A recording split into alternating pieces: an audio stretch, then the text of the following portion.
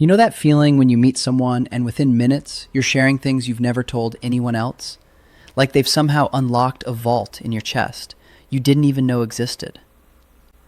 But then, just as quickly, you feel this urge to step back because something about their presence feels too intense, too knowing, too much. If you've ever experienced this psychological whiplash around the same person, you've probably encountered an INFJ.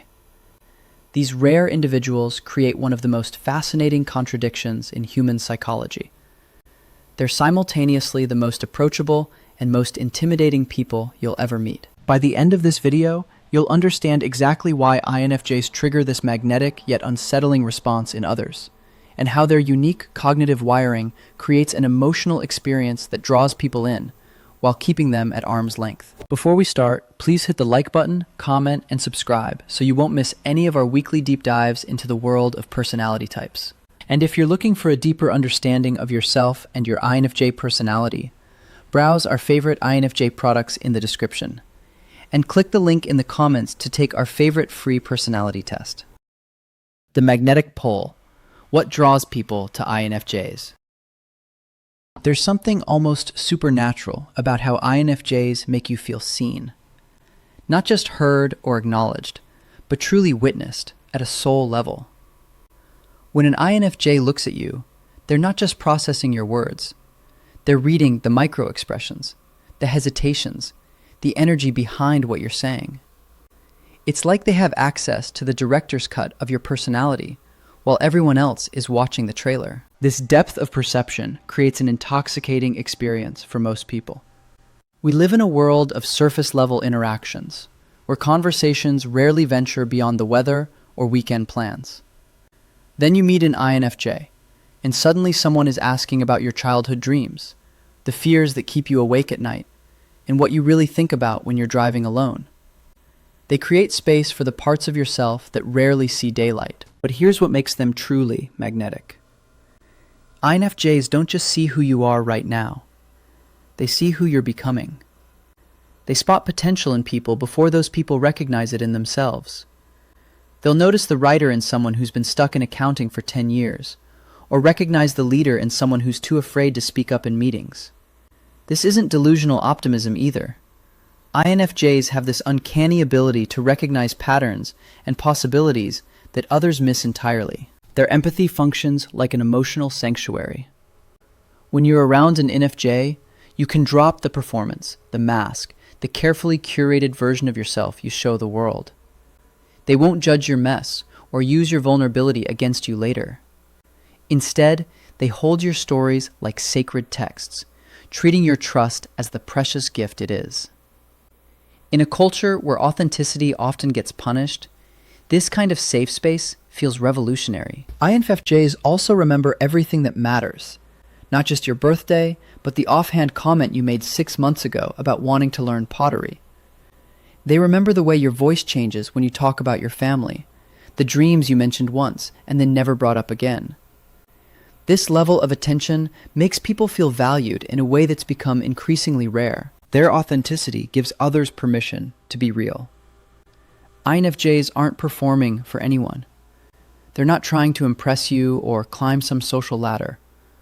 What you see is what you get, and what you get is refreshingly, sometimes brutally, genuine.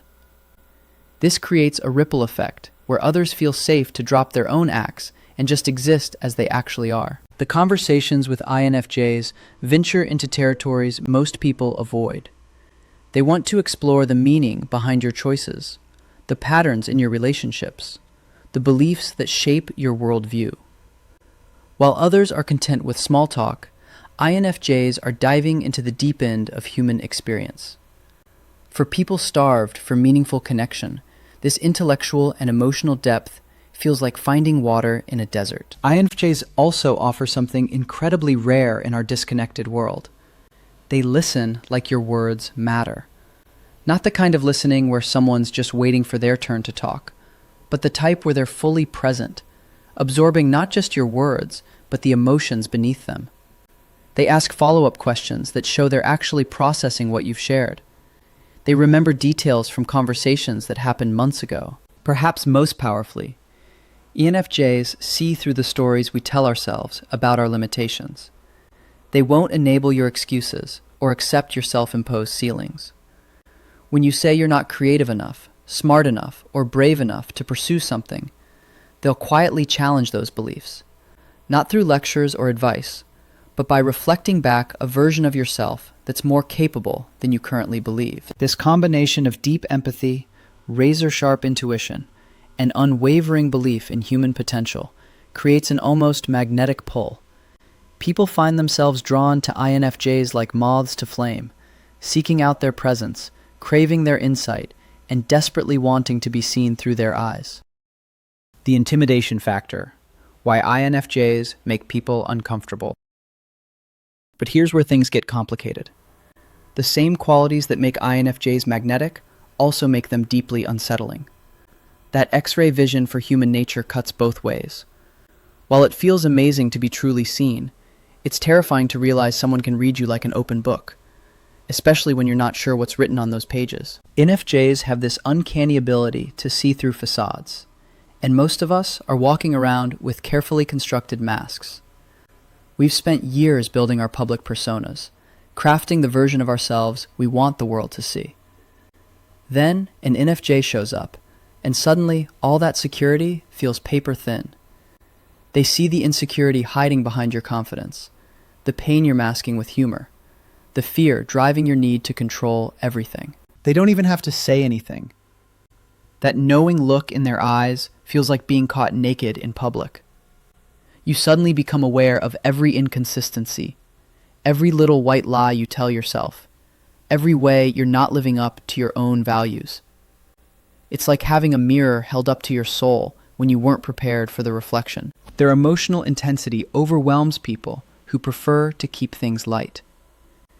ENFJs don't do casual anything. When they're in, they're all in. Their emotions run deeper than most people are comfortable exploring, and their conversations venture into territories that make others squirm. They want to talk about the meaning behind your career choice, why your last relationship really ended, what you're actually afraid of. This level of depth feels like being invited on a mountain climbing expedition when you just wanted to take a walk around the block. The standards INFJs hold for authenticity and integrity create pressure. They value genuine connection above almost everything else, and they can spot insincerity from across the room. If you're not bringing your real self to the table, they'll either gently call you out or quietly fade away. This isn't about being judgmental. It's about knowing their worth and refusing to settle for relationships that don't align with their core values. But from the outside, it can feel like you're constantly being evaluated, like there's some invisible standard you need to meet, and you're not sure if you're measuring up. Their independence threatens people who rely on emotional manipulation or control. INFJs are whole on their own, which means you can't guilt them into spending time with you or manipulate them with fear of abandonment. Their presence in your life is a genuine choice, not a need. For people who aren't secure in themselves, this self-sufficiency feels threatening. It means typical relationship leverage doesn't work with them. Perhaps most unsettling is how INFJs function as mirrors for your own growth. Their authenticity highlights your pretense. Their emotional maturity exposes your unhealed wounds. Their self-awareness illuminates your blind spots. Just being around someone who's genuinely doing the work of self-reflection makes it glaringly obvious where you're avoiding, deflecting, or staying stuck. It's like standing next to someone in great shape when you've been skipping the gym. You suddenly become very aware of the gap between where you are and where you could be. INFJs also have this quiet assessment process that feels like being under a microscope. They're watching how you treat service workers, whether your actions match your words. If you show up when things get hard or only when it's convenient. They're not being obvious about it, but you sense you're being observed and evaluated. It's like auditioning for a role you didn't know you were trying out for. Their all or nothing approach to relationships creates pressure too. They won't tolerate being consistently deprioritized, taken for granted, or treated like an emotional dumping ground. When they decide they're done with a one-sided situation, they don't make a scene. They simply quietly close the door and walk away. This level of commitment feels like too much pressure for people who prefer to keep their options open or maintain surface-level connections. The push-pull dynamic, close enough to touch, too far to hold. This is where the INFJ paradox becomes most confusing.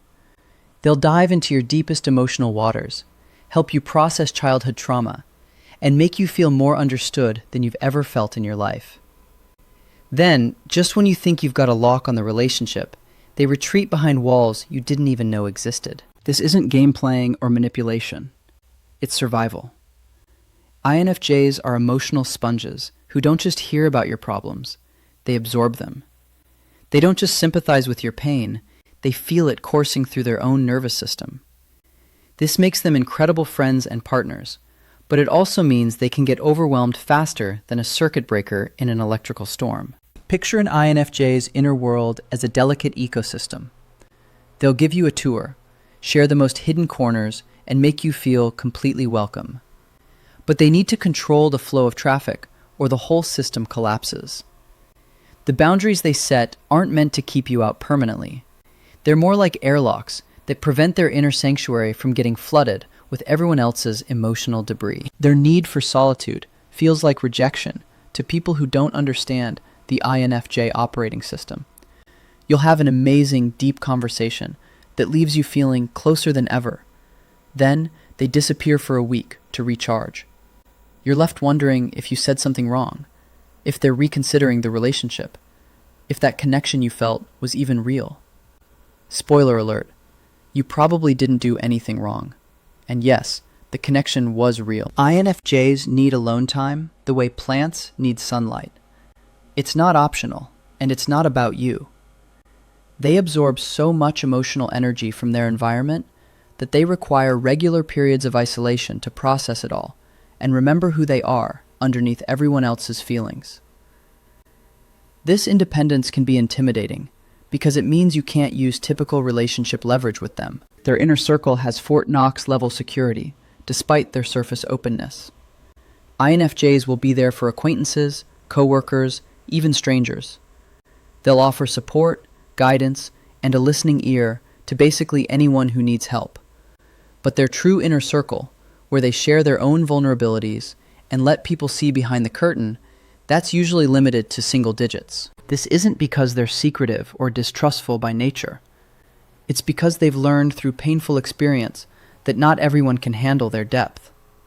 They've been taken advantage of, had their kindness mistaken for weakness, and had their openness exploited more times than they care to remember. So they've developed a sophisticated, mostly unconscious vetting process. They watch how you treat people who can't do anything for you. They notice if your actions consistently match your words. They pay attention to whether you show up when things get messy, or only when it's convenient. They observe how you handle their boundaries, and whether you respect their need for space. All of this information gets filed away as they build a picture of whether you're someone who can be trusted with the real them. This evaluation process feels intimidating because you sense you're being observed and assessed, even though the INFJ isn't being obvious about it.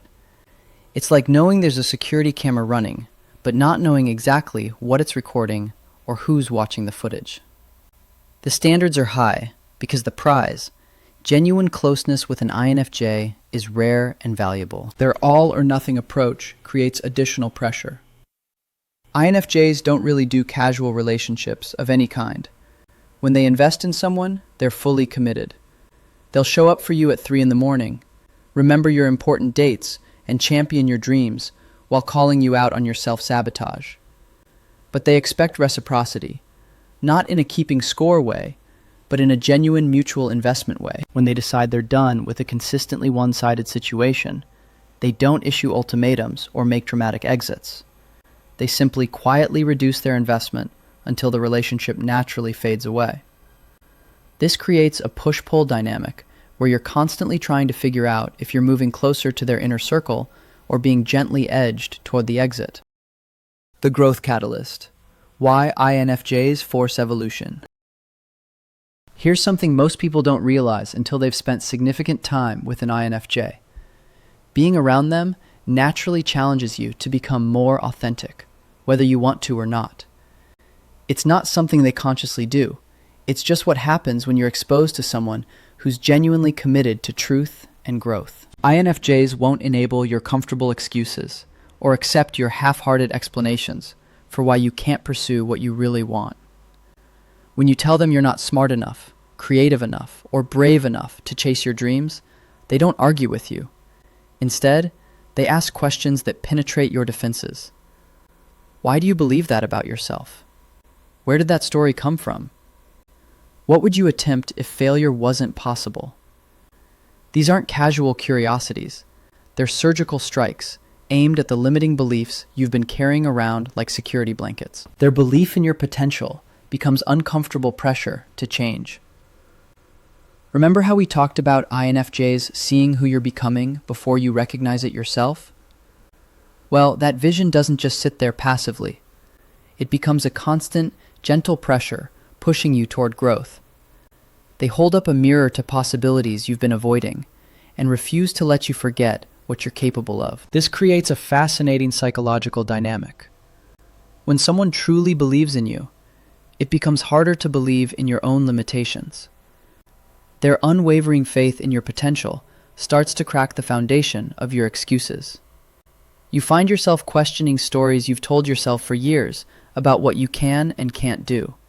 Suddenly, those dreams you shelved start demanding attention again. INFJs also have this way of highlighting where you're avoiding personal growth through their own example. Their authenticity exposes your pretense. Their emotional maturity makes your unhealed wounds more obvious. Their self-awareness illuminates blind spots you've been successfully ignoring. It's like standing next to someone who's done their inner work when you've been avoiding yours. The contrast becomes impossible to ignore. They won't rescue you from your own patterns either. This is crucial to understand. While INFJs will support you through difficult times and offer guidance when asked, they won't do the work for you. They won't enable your victim mentality or accept responsibility for your choices. They hold space for your transformation while refusing to carry the weight of it. This forces you to take ownership of your growth in ways that feel both empowering and terrifying. Perhaps most challenging is how INFJs demand emotional honesty you might not be ready for. They can sense when you're lying to yourself about your motivations, your feelings, or your circumstances. They won't necessarily call you out directly, but their presence alone makes self-deception harder to maintain. It's like trying to keep a house of cards standing in a windstorm. Their questions penetrate comfortable excuses with laser precision. Instead of accepting surface-level answers, they dig deeper. When you say you hate your job, they ask what you'd rather be doing. When you complain about being lonely, they explore what's keeping you from forming deeper connections. When you express frustration about your circumstances, they investigate what steps you're actually taking to change them. This growth catalyst effect isn't always welcome. Some people are perfectly content with their current level of self-awareness, even if it's limiting their potential. They'd rather have friends who accept their excuses and enable their stagnation than someone who lovingly pushes them toward evolution. And that's okay. Those people just aren't a good match for INFJs long-term, for people who are ready to grow. However, this catalyst effect becomes one of the most valuable gifts an INFJ can offer. They become mirrors that reflect not just who you are, but who you could become. They challenge you to live up to your own values, to pursue your authentic desires, and to stop settling for less than you deserve. The transformation isn't always comfortable, but it's usually necessary. Being around an INFJ forces you to confront the gap between your current reality and your potential. They won't let you hide from your own power or pretend you're smaller than you actually are. The strategic response: how to connect without freaking out. So you're drawn to an INFJ, but feeling intimidated by their intensity. Here's the secret that will change everything. Just be real. That's literally it. INFJs aren't looking for perfection or expecting you to match their emotional depth from day one. What they desperately need is authenticity. Show up as you actually are, not as you think you should be. Admit when you don't understand something. Tell them if their depth feels overwhelming sometimes. Set boundaries when you need space. INFJs respect honest communication infinitely more than they respect people trying to impress them or perform some idealized version of themselves. Here's another crucial piece. Understand that their ability to see through you isn't personal. They're not judging you harshly or waiting for you to mess up. They're just processing information differently than most people. It's like how some individuals are naturally gifted at pattern recognition. It doesn't mean they're critiquing everyone who isn't. Their insight is simply how their brain works. Please don't take it personally when they need to disappear and recharge.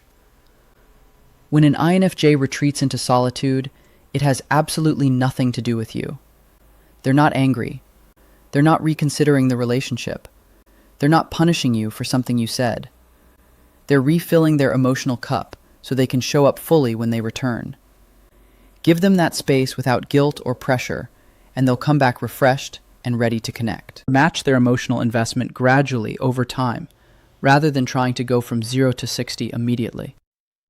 INFJs appreciate consistency more than intensity. They'd rather have someone who shows up reliably at a moderate level than someone who burns bright for 2 weeks, then disappears. Think marathon, not sprint. Communicate your needs clearly, instead of expecting them to read your mind. Yes, INFJs are intuitive, but they're not psychic. If you need more frequent contact, tell them. If their questions feel too probing, explain your boundaries. If you're feeling overwhelmed by the depth, ask for lighter conversations sometimes. They'll respect your honesty and adjust accordingly. Stop trying to impress them with achievements or status symbols. INFJs are far more interested in your character than your credentials. They want to know how you treat people who can't do anything for you, whether you keep your word when it's inconvenient, and if you're willing to be vulnerable about your struggles.